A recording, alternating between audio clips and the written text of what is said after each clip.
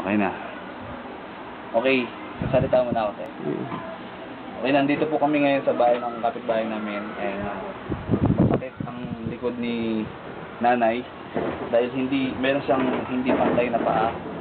So, in the name of Jesus, pagpipray natin na humaba yung paa niya at walang imposible sa Diyos. Tingnan po natin. Ayan. Nakikita po natin, hindi pantay po ang kanyang paa. Ano ito yung mas maliit? Yung kaliwa. Kaliwa. Ayan ha. Jay, nakikita mo Jay. Dito ka Jay. Silipin mo, BJ. Para makita mo maliit Yan. yung kaliwa. Agree ba kayo? Na maliit? O, tingnan nyo ang mangyayari ha.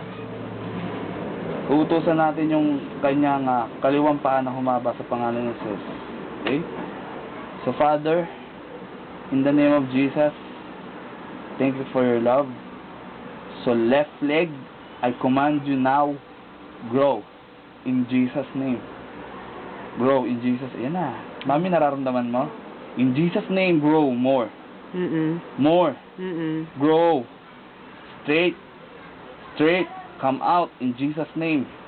By stripes of Jesus, we are healed. Right now, in Jesus' name.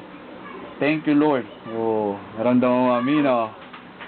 Tingnan mo yung mukha ni Mami, ate, sa camera. Naramdaman nyo ba, Mami? Nag-stretch? Oh, okay. Tingnan nyo po yung paa niya dito, ate. Pantay na ba o hindi? Dito ka nito. Oo, pantay na, di ba? Kitang-kita nyo. Oh, now, Mami. Tayo kayo, Mami. Sabi nyo, masakit yung likod nyo. Saan po? Saan po? From dito. Dito. Igalaw-galaw nyo pong ganon. Mahanap nyo po ba yung sakit? Wala na. Ano po nangyari? Kasi po, yung bones nyo, Ayan. yung bones nyo po, na-align.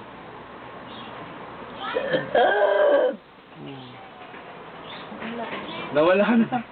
Ang galing ni Jesus, no? Si Jesus po yung nagpagaling sa inyo, Mami. Galing ni Jesus. Mahal po kayo ni Jesus.